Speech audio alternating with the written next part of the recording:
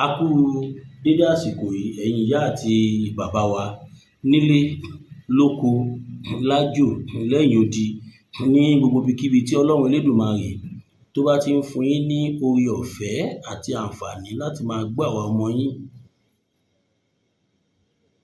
Fún ẹ̀yin tẹ́ bá ń wò wá fúngbà àkọ́kọ́, orúkọ tèmi ni Williams Olúwatósìn ọmọ Ògúnbíyì aka Mass Bearer for the Bad Leaders aka Mass Gloria for the Good Leaders aka Alógúnmàṣíkà odò àgbúwà kò ní gbé ọ̀dà rẹ̀. Now tẹ́ bá wo apá òsì mi, rí my honourable comrade tí wọ́n jẹ́ Yorùbá lẹ́nu oníkọ̀lá tí ń gbọ́kàn. Kẹ́ bá wa dárúkọ yín fún àwọn tó wà nílé àti bí ẹ ṣe jẹ́ ní ibi tá a wà yìí. Mo kí gbogbo ará ilé, mo kí wa lọ́kùnrin, mo kí wa lóbìnrin, mo kí wa lọ́mọdé, mo kí wa lágbà níbi gbogbo tí ẹ ti ń gbọ́ ohùn mi. Orúkọ tèmi ni Adéjùbẹ̀tayé Sylvester, tí mo jẹ́ ọ̀kan nínú ajìjàǹgbara fún orílẹ̀-èdè Yorùbá, tí mo sì jẹ́ amúgbálẹ́gbẹ̀ẹ́ tí Yorùbá ń pè ní secretary fún bàbá wa Professor Banji Akintoye. Lẹ́ẹ̀kan sí òkè yín ẹ ṣeun. Ẹ ṣé àdúpẹ́ gbé ọ̀dà àṣẹ wà.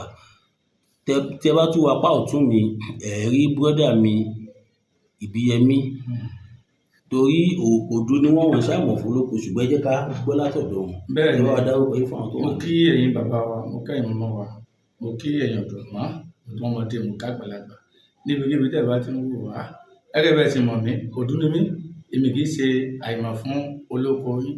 Orúkọ tèmi ni Ìbíyẹmí Ismail Ọláìtàn, tó wọ́n mọ̀ sí Ìbíyẹmí TV, ló ń kí gbogbo yín sórí ètò.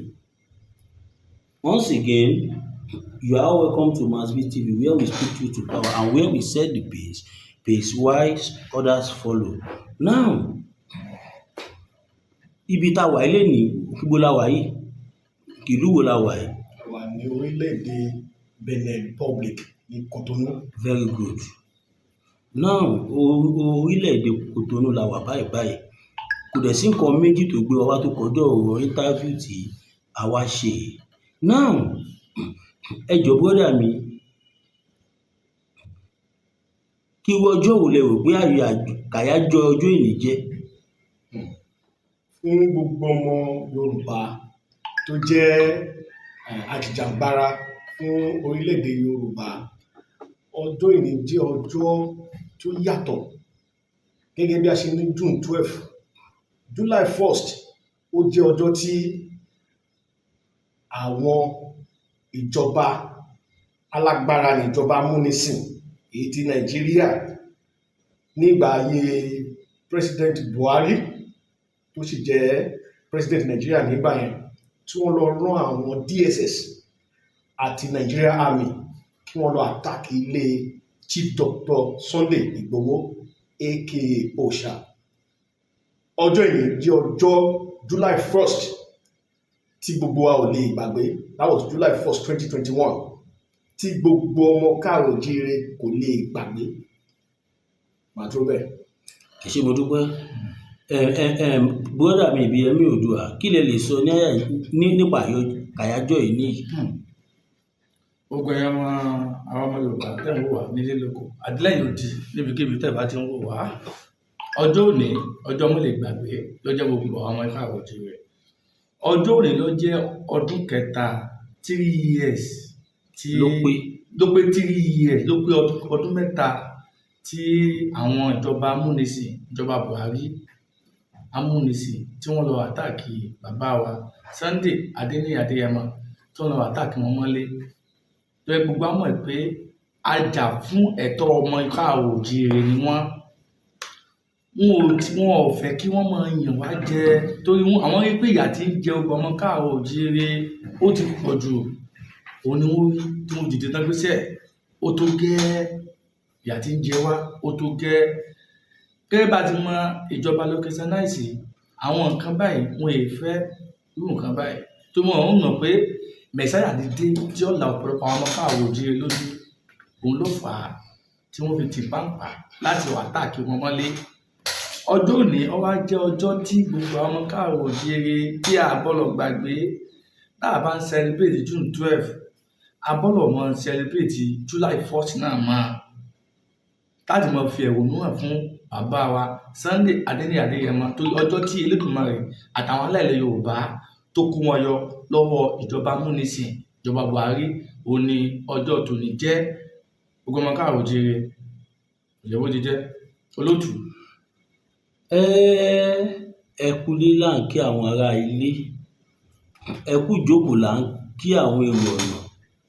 náà ọ̀rọ̀ lẹ́yìn ìyá àti bàbá wa ni ẹ ti gbọ́ yìí.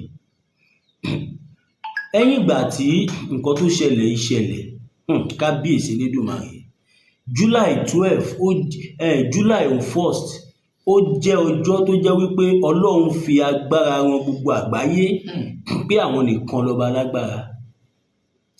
July 1st ó jẹ́ ọjọ́ tí gbogbo àgbáyé gbà lóòótọ́ pé olóyè Sunday Adéníyì Adéyẹmọ Ìgbòho Òòṣà àti bàbá wa emeritus merited professor Adébánjí Akíntóyè Stephen ó jẹ́ ọjọ́ tí gbogbo ayé mọ̀ pé iṣẹ́ tọ́lọ́run rán wọn ni wọ́n ń jẹ́, wọn ò jẹ́ṣẹ́ ara wọn. now lẹ́yìn ọ̀pọ̀lọpọ̀ awuyewuye, kí lẹ́yìn rò pé ó fa ìkọlù tí wọ́n wá ṣe sólóyè ìjọ kìíní àná tó fẹ́ wá pa wọ́n? kí lẹ rò pé ó fa pé ó lè fa kíká tó wá ká olóyè Sunday Igboho mọ́lé? níwọ̀nba ọgbọ́n ọmọdé tèmi pẹ̀lú àwọn research tá make, a kọ̀nfàmù pé nítorí wípé wọ́n rí pé bàbá wa olóyè Sunday Adéníyì Adéyẹmọ Ìgbòho Òòṣà àti bàbá wa emeritus merited professor Adébánjí Akíntóyè Stephen, wọ́n rí pé àwọn bàbá yìí wọ́n ṣetán láti kó àwa ọmọ Yorùbá kúrò lóko ẹrú, pàápàá jùlọ nítorí ọ̀rọ̀ Sàlíù Gàngán. torí pé àwọn Fúlàní wọ́n jẹ́ ẹ̀yà tó jẹ́ pé wọn ò níṣẹ́ míì tó ń ṣe ju pé kọ́ máa balẹ̀ ayé jẹ́ lọ. a dẹ̀ sọ fún àwọn èèyàn wa ọ̀rọ̀ tó wà lẹ́yìn òṣòro ẹ̀sìn, kò kí ṣòro ẹ̀sìn, ọ̀rọ̀ bẹ́ẹ̀mà tí ń ṣe jọ máa wà láyé ni.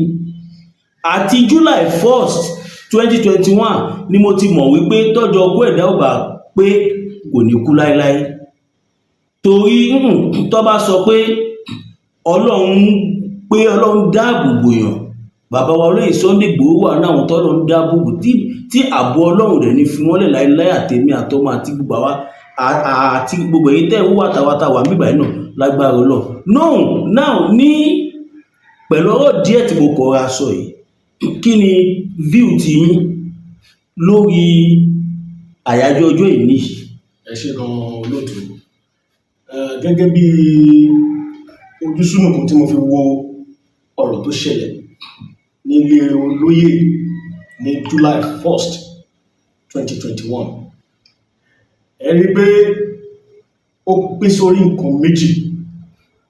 ìkan àkọ́kọ́ òun ni Yorùbá nation, ẹlẹ́ẹ̀kejì òun ni ìṣẹ̀lẹ̀ tó ṣẹlẹ̀ ní Gángan yẹn ní Ìbàràpá lórí ọ̀rọ̀ Sàlíù tí olóyè fún ní ọjọ́ méje kó kúrò ní orílẹ̀ bàbá wọn. kí ló fà á tí olóyè fi lọ lé kúrò ní orílẹ̀ bàbá ẹ̀? èkíní, gẹ́gẹ́ bí a ṣe gbọ́ nínú ìwádìí, gbogbo àwọn Fúlàní darandaran wọ̀nyí, ilé bàbá yìí ló máa wá ń jábọ̀ sí nígbà tí wọ́n bá ti kidnap èèyàn tán, tó máa wá fún ní commission tiẹ̀. ìyẹn lè bàbá wo? bàbá olóyè bàbá tí olè Sàlíù tí olóyè lé kúrò ní ilé bàbá rẹ̀. very good. ilé rẹ̀ ni wọ́n máa ń lọ tí wọ́n lọ jábọ̀ fún. gbogbo àwọn Fúlàní darandaran wọ̀nyí wọ́n ń ṣiṣẹ́ fún ni. nígbà tí olóyè ṣèwádìí fínífíní tí wọ́n sì fi òtítọ́ múlẹ̀ pé bàbá ìwọ ni chairman àwọn kidnappers wọ̀nyí, tó bá jẹ́ bẹ́ẹ̀ ni wà kúrò ní orílẹ̀ bàbá mi. lẹ́yìn tí ìṣẹ̀lẹ̀ yẹn ṣẹlẹ̀ tí wọ́n tí olóyè gbé ṣé máa pè ní defense lọ sí wọ́n gbéná ojú ẹ̀. ilé bàbá náà tí bàbá yìí sá lọ. Lẹ́yìn èyí ni Buhari tó sì jẹ́ Fúlàní lòun náà ni wọ́n bẹ̀rẹ̀ sí bí ìgbésẹ̀ láti àtàkì olóyè.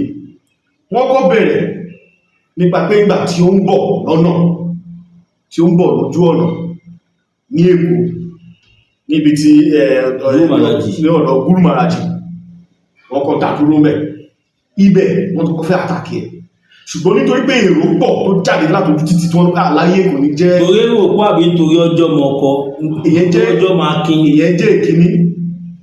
Olóyè sì jẹ́ èèyàn kan tó gbé kò bẹ̀rù, kò sí ìbẹ̀rù nínú ọkàn they rẹ̀, are father. kò sí ìbẹ̀rù, kì í ṣẹni tí ń jagun ní kọ́nà, gbangba lólóyè tí máa ń jagun. Ó yàtọ̀ sí àwọn tó máa ń sá sí tó máa ń sá ojú títì gbangba báyìí lólóyè. Tí ẹ bá wò lọ́jọ́ náà ẹ rí pé wọ́n bọ́ síta gbangba lójú títì tí wọ́n bọ́ṣọ̀ wọ́n jáde tán. tí wọ́n rìn ní ojú títì. Ìyẹn fi yé wa wípé inú ìjọba àwọn Fúlàní ò dùn. bẹ́ẹ̀ Lẹ́yìn iná wá dàbí ọgbọ́n pé òkè tó bá jẹ́ bẹ́ẹ̀. Lóòótọ́ Yorùbá ní pé olè inú ilé ní fi ọ̀nà hàn lé títà. A mọ̀ pé ó ní ọwọ́ àwọn èèyàn nínú tó sì jẹ́ ọmọ Yorùbá. Lọ sí ní ìṣẹ̀lẹ̀ tó ṣẹlẹ̀ ní ọjọ́ náà, gbogbo ìwádìí tí a ṣe a rí pé ní alẹ́ ọjọ́ náà gbogbo nígbà tí wọ́n bẹ̀rẹ̀ sí àtàkì ilé olóyè, wọ́n wà lórí fóònù tí wọ́n ń pè, tí wọ́n sì ń pè lọ́wọ́ ẹni náà pé ṣó wà nílé, tí ohun náà tí ó ẹni ẹ̀sìn dá àwọn DSS lóhùn pé ó wà ní ilé-iṣẹ́. Èyí tó já sí pé ẹni náà wá síbẹ̀ tó kúrò tó lọ fún tó ti pé àtàkì yẹn wáyé. Kí mo fẹ́ fà jáde fún yín pé Yorùbá nation ń ṣe nǹkan tó wà legal movement ni yẹn kìíní. Èkejì, arrest attack tó wá ṣe ní olóyè is illegal according to Nigeria constitution, according to the law. even as bad as 1999 constitution is. Ó wà illegal. Governor state ò mọ̀, local government chairman ò mọ̀, commissioner of police of that district kò mọ̀. Ẹ tún fẹ́ wá arrest yàn, ṣé alẹ́ ló máa wá arrest yàn? ṣé òun ló máa wá arrest yẹn. Ní òru gànjọ́ ẹ̀dẹ̀ kó DSS and Nigerian Army more than hundreds 100 àbí more than 700.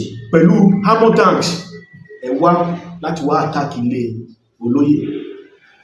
Ẹ pa ọmọ ènìyàn lórí pé ẹ tún pa ẹranko tẹrùgbó jẹ́ olóyè yẹn olóńgbò tẹrùgbó jẹ́ olóyè ẹ tún pa lórí gbogbo ilé. Ẹ sì claim pé ẹja ààrẹ olóyè tí ìjọba a dẹ̀ lọ sí ilé-ẹjọ́ ilé-ẹjọ́ ní ìdàwà láàrin. ìjọba Nàìjíríà sì mọ̀ pé wọ́n jẹ̀bi.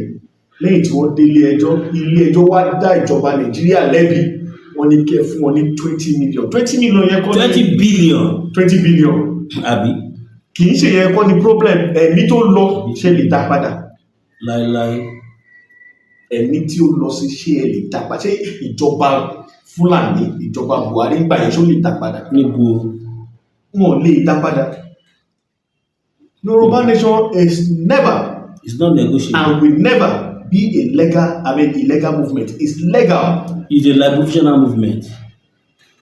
So now brother mi BMTV kí lẹ́yìn rí ojú wo lẹ́yìn fi wo nǹkan tó ṣẹlẹ̀ yẹn. ẹ̀sìn olóòtú ojú tẹ̀ ń fi wo nǹkan tó ṣẹlẹ̀ ní pé gbogbo àti mọ̀ pé ìjọba Nàìjíríà ìjọba tí ò dáa ni ìjọba tí ò ti ní Nàìjíríà ò ní. wọ́n máa ń wò yín. bẹ́ẹ̀ ni kọ́mọ̀ wù mí òdodo ọmọ kò ní àmọ́ ká sọ́dọ̀ dáa. bẹ́ẹ̀ ni ìlú Nàìjíríà ìlú tí ò lófin ni ìlú jákujàku. torí èmi ò rí nǹkan tí olóyè ṣe tó burú jáì tó fi jẹ́ wípé ikú ni ó mọ lépa ẹ̀. àṣàrí tó kún bẹ̀ wà bẹ́ẹ̀ tí ó ń kó bọ̀ kiri ọ̀sẹ̀. wáyé tó rí bẹ́ẹ̀ àwọn Boko Haram àwọn bandit tó jẹ́ àwọn Fúlàní a gbọ́ pé wọ́n lọ àtàkì wọn a gbọ́ pé wọ́n wá wọn kiri àmọ́ olóyè tó yẹ pé jẹ́jẹ́ kò pààyàn kò fàdíyà kò sí nǹkan ń jà fún ẹ̀tọ́ àwọn èèyàn ẹni ìgbà tó fi bí ìjọba Nàìjíríà ti ń ṣègbà fún àwọn ará Yorùbá tó sì pé kò dáa nígbà tí gbàgbé ìjọba Buhari tó wà ń bẹ Fúlàní ni àwọn Fúlàní sì ní àwọn nǹkan tí wọ́n ṣe fún wa nílẹ̀ Yorùbá wọ́n pa wá wọ́n jí wá gbé wọ́n ṣe nǹkan tí ò yẹ kán máa ṣe nǹkan tí ò bójúmu tí ò ti gbọ́ wọ́n ṣe fún alẹ́ Yorùbá òun ni olóyè rí tún fi sọ pé ó tó gẹ́ nígbà tó lè wá dìde tí wọ́n pa ó tó gẹ́ inú wa ń bí ìjọba Nàìjíríà inú wa ń bí wọn. àwọn fẹsẹ̀ halẹ̀. wọ́n á fi kú lé wọn kí ó kù díẹ̀ káàtó nǹkan tí mo tún wáyé gangan tó ṣọ̀kì Buhari gẹ́gẹ́ bí Fúlàní àṣẹ tí bàbá olè yọ pa fún Sẹ́ríkì gangan òun gangan ló ṣọ̀kì ẹ̀ kò sì mọ̀ pé ẹni tí máa ń ṣe burúkú tí ìjọba tó yẹ kó ìjọba gbà wá tó ìjọba tó yẹ kó gbà wá lẹ̀ lọ́wọ́ Sẹ́ríkì gangan yẹn bọ́ ìjọba ò gbà wá lẹ̀ a sì rẹ́ nìkan tó dìde tó yẹ pé Ọlọ́run fún ní agbára àwọn alálẹ̀ Yorùbá rán sí ìran Yorùbá. ìgbà tó yẹ pé bí ẹni president. ó ti mọ̀ pé nǹkan tí àwọn ará bíi ṣe fún wa kò dùn mọ́ nínú ó ti dìde fún wa ìyẹn ló ta ìjọba Buhari la ìyẹn ló ta lára tó fi sọ pé èdè táwọn bá mú kún lẹ̀ àwọn ò ní rí ìjọba sí láì mọ̀ pé irọ́ ni wọ́n pa ẹni tí ẹjọ́ náà bá mú èèyàn lè mú Ọlọ́run kọ́ pé àsìkò ikú olóyè kò tí ì pé ni pẹ̀lú gbogbo gbèsè tí wọ́n gbé torí Ọlọ́run tọ́lọ̀ bá ń rìn ṣẹ́ ẹ̀dá kan kò lè dá lọ́wọ́ tó láéláé òun ló fa ọjọ́ tòní tó jẹ́ July 1st tó jẹ́ pé dandan ni àbọ̀lọ̀ máa ṣe ìrántí ọjọ́ tòní ọmọ Yorùbá gbogbo àwọn káàrọ̀ jíire July 1st ọjọ́ tí a lè gbàgbé ọjọ́ má lè gbàgbé nínú ilẹ̀ káàrọ̀ jíire a lè gbàgbé ẹ̀ ṣe àdúpẹ́ bọ́dà mi ẹjọ́ mo fẹ́ bẹ́ ìkọ̀kọ̀ lọ́wọ́ yín ní àárín ìṣẹ́jú méjì ìwé ìrànwọ́ lẹ́rù pé olóyè Sunday Igboho jẹ́. ẹ ṣe olóòtú tí wọ́n bá ń sọ wípé irú èèyàn wo ni olóyè yẹn Chief Dr. Sunday Adéyẹmọ Ìgbòho Òòṣà jẹ́ ó jẹ́ àkàndá ènìyàn. bẹ́ẹ̀ ni tó bá sọ pé àkàndá èèyàn tí Ọlọ́run dá tó dá lọ́tọ̀ yàtọ̀ tí ó sì fi ìfẹ́ ọmọ ènìyàn sínú ẹ̀. tábà tó wá sọ pé ìfẹ́ ọmọ ènìyàn ìfẹ́ ẹ̀yà tí òun gangan tó jáde láti inú ẹ̀yà tí jáde. Chief Sunday Igboho fi Yorùbá ṣe yẹ̀yẹ́ ó fi Yorùbá ṣàwàdà kó dẹ̀ sí mọ́ọ̀lù Yorùbá kékeré. bẹ́ẹ̀ ìyẹn kínní. èkejì ó tó wá jẹ́ ẹni tó ń jà fún ẹ̀tọ́ ọmọ ènìyàn which is freedom fighter. ẹ wo irú èèyàn tí Mandela jẹ́. A gbọ́ nípa Shaka Zulu. A gbọ́ nípa Bata Obede. Bẹ́ẹ̀ tí wọ́n jẹ́ àwọn èèyàn tó ń jà fún ẹ̀tọ́ ọmọ ènìyàn. Chief Sunday Igboho náà jẹ́ kan nínú wọn. Ìyẹn ní ẹ̀yà ti Yorùbá. Arákùnrin kò sí nǹkan tó wá láyé ẹ̀ tó máa sọ pé owó ó ní owó Ọlọ́run fowó dá lọ́lá tó máa sọ pé ọmọ Ọlọ́run fún lọ́mọ kò sí nǹkan tó ń tọrọ láyé ẹ̀ tó ní ṣùgbọ́n ó fi gbogbo ẹ̀ sílẹ̀ ó wá dìde láti jà fún ẹ̀tọ́ àwọn aláìní àwọn Yorùbá tí wọ́n fìyà jẹ àwọn Yorùbá tó wà nínú ìpọ́njú tó wà nínú ìdààmú ìyẹn nínú àpapọ̀ èyí tó ń pè ní amalgamation Nàìjíríà 1914 amalgamation ìyẹn ní ọdún tí a pè ní 1914 àtìgbà tí wọ́n ti so Yorùbá Haúsá Ìgbò tí wọ́n ti so wá papọ̀ tí wọ́n pè ní amalgamation ní wàhálà ìdààmú ti wọnú ètò ayé Yorùbá. Amalgamation tí wọ́n dẹ̀ ṣe àtìgbà tí wọ́n ti pe orílẹ̀-èdè náà ní Nàìjíríà àtijọ́ náà. ẹ ṣe gbọ́dọ̀ àbẹ̀jẹ́ ká dé ẹ̀ka ìpolówó ọjà. ògbénu omi ríran ń tẹja ògbólógbé gúngún ní dún tàbàtàbà nínú aṣọ ògbólógbò oníṣègùn ìbílẹ̀ kan bẹ nílẹ̀ Yorùbá tọmọ tì fún tẹ̀dọ̀ ewé àti olóyè Máyégún adífá bí ẹni wẹjú aníkúlápó agbọ́sẹsẹ fámọlé agbẹ́ǹkùlé mọye odò tó wù ogun àìrọ́mọbí ni tiẹ̀ ni ogun àìrálàánú ló ń bá ayé rẹ̀ wọ̀dì mú àrùn ọjọ́ pípẹ́ ló ń bá ọwọ́ jàǹkadì káṣiṣẹ́ bí erin jẹ̀jẹ̀ ìlérí ogun àmúbọ̀ ọkọ ọmọ àmúbọ̀ aya ni tiẹ̀ ni tàbí ogun afiniṣẹ̀ṣẹ̀ níwájú olóore èyíkéyìí ogun tàbí àìsàn tó máa ń bá ayé rẹ̀ jà tètè máa bọ̀ wá sọ́dọ̀ olóyè Máyégún adífá bí ẹni wẹjú abolórí bẹ̀rí abániyẹ̀ràwọ̀ ẹni wò aníkúlápó àgbàlagbà ọ̀jìnmí tó mọ orúkọ tí wọ́n ń pe àwọn ìyá mi àgbà fún àyẹ̀wò tàbí ìmọ̀ràn ẹ pè sórí nọ́mbà yìí 08023940939 08023940939 báṣẹ́ bá mu mi àjò dànù bí gèrè bá mu mi àjò dànù tilẹ̀ tọ̀nà la fi ń jolóńgìní tètè máa bọ̀ wá sọ́dọ̀ olóyè Máyégún adífá bí ẹni wẹjú kógun ayé rẹ̀ ó dà fíẹ́yìn. Ẹ káàbọ̀ padà ẹ̀yin ènìyàn wa nílé. Mo máa ń sọ fún wa pé bàbá Ayégún by now kò jẹ́ kí n máa ròyìn bàbá Ayégún fún yín mọ́. That is just by the way. Now brother mi BMA Family TV tábà wò lọ wò bọ̀ kò ń ṣe bàbá wa olóyè Sunday Igboho nìkan ló wà lórí ìrìn àjò. Bàbá wa Professor Adébánjí Akíntóyè Stephen, the oracle of our time, our representative, our mouthpiece. Irú èèyàn wo lẹ rò pé wọ́n jẹ́? Ẹ ṣeun olóòtú. Bàbá Professor Adébánjí Akíntóyè, bàbá dáadáa. Lóòótọ́. Bàbá ló jẹ́ pé n ò fi igbá kan bọ̀kan nú fún ìran Yorùbá pẹ̀lú ọjọ́ orí wọn, pẹ̀lú gbogbo nǹkan tó ju wọn rí. Síbẹ̀síbẹ̀ bàbá tó stand gbéṣẹ́ dandan ni ìran Yorùbá bọ́lọ̀ polówó ẹrú. Bàbá mo é fi ẹjú tẹ́bẹ́rú èèyàn. Bẹ́ẹ̀ ni èmi náà mọ̀. Tó bá ọmọ eke bí ìgbé ayé yóò ti dá fún ọmọ eke yẹn ni bàbá máa ń wá. Gbogbo àwa tí a wà pẹ̀lú bàbá tá a bá wòye bàbá ilé òkú, bàbá ìbẹ̀rẹ̀ dáadáa ni wọ́n alẹ́ wọ̀nyí wọ́n tán. Torí èmi ń tọrọ pé irú ìwà tí bàbá ní kí Olódùmarè kó jogún ọ̀nà fẹ́mi náà. Torí tí bàbá ń lọ ní ìsìn àbí tá bá ń lọ tó bá rí nìkan tí ń tajà tó bá rí bó ti dógbà nídìí ọjà àwọn tí wò pé ẹ dúdú ẹ bá ń bèèrè lọ́wọ́ ọmọ ẹ̀ kí ni tó fi dúró bẹ́ẹ̀. Àwọn àtàbà náà bá lọ bèèrè lọ́wọ́ ọmọ náà múra bá sálẹ̀ dájú ó ní ìdìrọ̀ lọ́nà bàbá wọ́n kọ́ bá bò bí mo ṣe ní owó lọ́tọ́ wọ́n tún kọ́ bá bò wọ́n tún rán. Wọ́n máa ní bàbá ṣe ń kọ́ estate sí Banana Island. Níbo ṣé ọ̀rọ̀ pamọ́ wọn? Irọ́ ni o. Ó dààmú gbóyè àwọn ọlọ́tẹ̀ àwọn tí ń ba owó èèyàn jẹ́ ní sọkúsọ yẹn o. Bí bàbá ti wà yẹn bàbá ò lè kankan kiri lẹ́yìn kí ìran Yorùbá kó kolokọ ẹrú. Nǹkan tó wà lọ bàbá nìyẹn ibi wọn léwó wọn lé yẹn nǹkan tó lọ ń ṣe fún ẹ̀dá Ọlọ́run ti ṣe ń bàbá náà mọ l'Amẹ́ríkà wọn náà mọ yín Canada kò tí mo náà mọ sí kí ni wọ́n tún mọ wá kí àwọn tó gbọ́dọ̀ mọ̀ pé Amẹ́ríkà ti sì ní wọ́n 25 years ló gbé l'Amẹ́ríkà tó fi ní lẹ́tọ̀ tó fi kọ́ àwẹ̀bọ̀ ní Guinea. Ọlá yìí pé àsìkò tó fún ìran Yorùbá láti kó lóko ẹrú náà ni Elédùmarè fi ta wọn wálé ní 2018. Láti pàdé ìdìmọ̀ ìdíje àtọ́ ti ta wọn wálé àlìbáyà ní bàbá wọn ò ti sun wọn ò ti wo lórí ọ̀rọ̀ Yorùbá nation tó yà mọ̀ pé professor ni wọ́n. Àwọn ọmọ Yorùbá tẹ̀ mọ́ wò bóyá gbígba Yorùbá yìí kárí gbé Yorùbá nation náà jà fún bóyá ogun lábẹ́jọ fún mọ̀ pé wo nǹkan kọ́ ni ogun.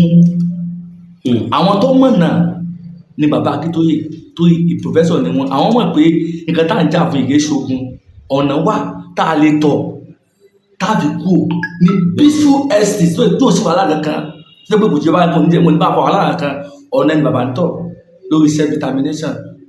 Tẹ́bà sì gbàgbé látìgbà tí àwọn tó pa Aláfẹ́nifẹ́re ààrẹ anybody tó lọ gbé wa fún ọ̀dà UNPO kò sí.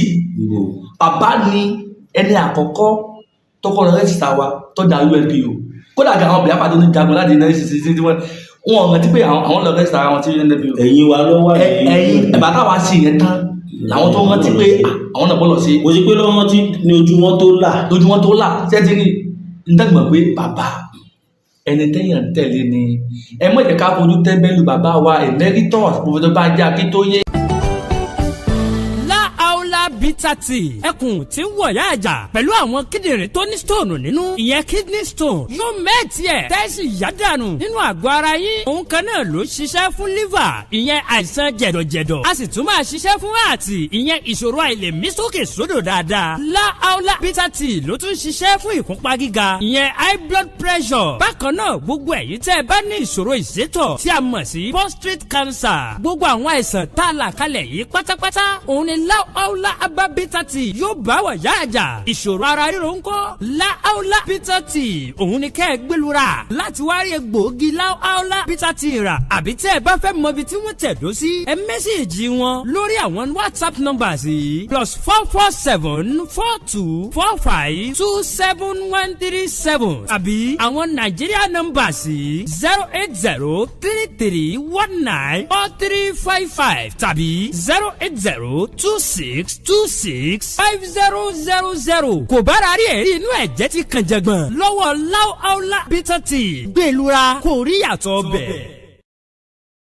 ẹ káàbọ̀ padà ẹ̀yin ènìyàn wa bàbá wa tí wọ́n jẹ́ the secretary to Professor Banji Akintoye's management ẹ jọ̀ọ́ ẹ bá mi àmọ̀ràn owó lẹ́lẹ̀ fún àwọn àgbààgbà wa nílẹ̀ Yorùbá àwọn àgbààgbà àwọn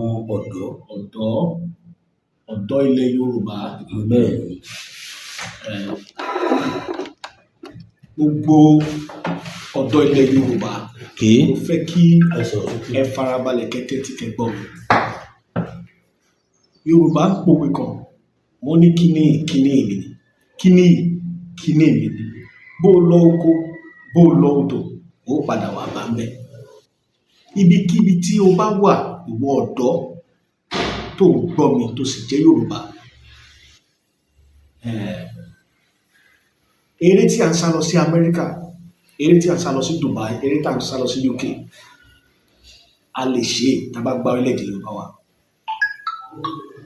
àgbájọpọ̀ owó àwọn ọ̀dọ́ ó ní Dubai fi dà bó ṣe dà yìí àgbájọpọ̀ owó àwọn ọ̀dọ́ ó ní Amẹ́ríkà fi dà bó ṣe dà yìí àgbájọpọ̀ owó àwọn ọ̀dọ́ ó ní UK fi dà bó ṣe dà ẹ jẹ́ ká jọ sowọ́pọ̀ ká jọ ṣe ká gba orílẹ̀-èdè wa then gbogbo nǹkan tí a ti acquire níta ìyẹn àwa tí ó lọ sí orílẹ̀-èdè aláwọ̀ funfun Amẹ́ríkà ní London ní Canada ní UK ní Dubai ní kíbíkíbí ò bá wù ká lọ gbogbo àwọn knowledge tí a ti acquire níbẹ̀ ẹ jẹ́ ká wá ṣe kí ni ká wá lo gbogbo ìlú orílẹ̀-èdè Yorùbá ọdún 10 ti pọ̀ jù àádá ju Dubai lọ gbogbo ọ̀pọ̀lọpọ̀ àwọn ọ̀dọ́ wa ti sá lọ ọ̀dọ́ Yorùbá láti sá kúrò nílẹ̀ orílẹ̀-èdè bàbá wa ìyẹn Yorùbá nation Yorùbá land láti sá lọ sí ìlú òyìnbó ẹ jẹ́ kí gbogbo àjọ sowọ́pọ̀ àtàwọn tó wà níta àtàwọn tó wà nílé tó wà ní orílẹ̀-èdè Yorùbá lọ́wọ́lọ́wọ́ ẹ jẹ́ kí gbogbo àjọ sowọ́pọ̀ ká jà fún òmìnira wa o ẹ jẹ́ ká jáde bí a ṣe protest fún EndSARS gbogbo ọ̀dọ́ Yorùbá ẹ jẹ́ ká jáde ká ṣe powerful rally for the liberation of Yorùbá nation because nínú Yorùbá nation ló ti lè lo ògo rẹ o ẹ jẹ́ fún yín àpẹẹrẹ ẹ̀yin ọ̀dọ́ ẹ jẹ́ fún yín àpẹẹrẹ nígbà tí mo wà ní secondary school chemistry teacher wa tí a ń pè orúkọ ẹ̀ ní Mr. Banji òun náà jẹ́ chemistry teacher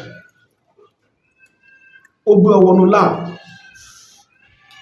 ó ní ká lọ wá ẹ̀yìn ọ̀pẹ ní ká lọ wá ẹ̀yìn ọ̀pẹ wa lọ wá ẹ̀yìn ọ̀pẹ ó dẹ̀ pé ó pa àwọn ó ṣe àwọn iṣẹ́ kan àwọn chemistry science student ló máa yé ó lú àwọn chemical kan pẹ̀lú ọ̀pẹ tí a gún kí ni epo tó jáde nínú ẹ̀ ó dẹ̀ mix gbogbo ẹ̀ papọ̀ ó dẹ̀ fi produce jet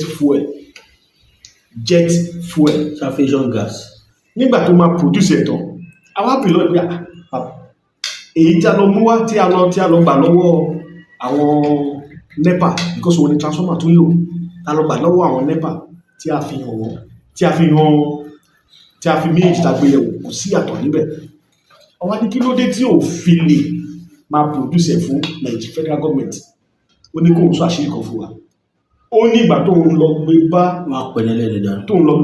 gọ́vnà ìyẹn gọ́vnà Ondo state ń gbà yẹn tó ń gbé project yẹn lọ bá ó ní gọ́vnà gbà wọn láwọn ọ̀rọ̀ pé má jẹ́ kó má kọjá ọ́fíìsì yẹn lọ kó má tó má gbé lọ òkè ó ní torí pé kí ni tí ó bá ní ẹ̀mí ẹ̀ lò ó ní ṣé o mọ̀ wípé Nàìjíríà ò kì í produce ẹ̀ àlọ́ máa ń rà ní Nàìjíríà lọ́ máa ń rà ní àwọn kan dẹ̀ ń jẹ nínú ẹ̀ ọ̀dọ́ ṣe ń gbọ́ mi àwọn kan ń jẹ nínú ẹ̀ tó bá yẹ pé nǹkan tó yẹ kó rà ní 5 billion naira ni wọ́n á pè fún federal government ní 10 billion 20 billion. nígbà tó ń fúnra rẹ̀ bá wá tó yẹ pé òun ló wá ń ṣe é sìn ṣé àwọn èèyàn lè máa rí owó yẹn jẹ ìmọ̀ràn tí gọ́fúnà fún nìyẹn gọ́fúnà of Ondo state at that time ó dẹ̀ yọwọ́ kò nínú project rẹ̀ kábíyèsí lédè wa. tó bá jẹ́ pé a ti wá gba orílẹ̀-èdè Yorùbá wa tán irú gbogbo ògo yìí ìmọ̀ yìí knowledge à á lè fi pàtẹ́wọ́ fún bọ́dà a fi lè ṣe orílẹ̀-èdè wa kì í ṣe òun nìkan ọ̀pọ̀lọpọ̀ ọ̀dọ́ ló ní ẹ̀bùn nílẹ̀ Yorùbá but due to pé à ń bẹ lábẹ́ orílẹ̀-èdè tó fẹ́ ìlọsíwájú fáwọn ọ̀dọ́ tí ó dẹ̀ ní ìlọsíwájú fáwọn tí ò fẹ́ tí ò sí ètò tí ò ní ètò fún àti jẹ́ kí ọ̀dọ́ kí wọ́n knowledge wọn ti wà wáyà kí wọ́n ṣe kí ni wọ́n wá sínú practice wọ́n pa ògbó ọ̀dọ́ ẹ jẹ́ kí gbogbo wa parapọ̀ ká ṣe báyìí jẹ́ kí ni ká gba Yorùbá nation láìpẹ́ láì jìnnà. Ìbíyẹmí Ọláìtàn Ìbíyẹmí TV kí lámọ̀ràn tẹ́yìn ní fún àwọn àgbààgbà wa lẹ̀ Yorùbá. ẹ ṣé gan olóòtú ẹ̀yin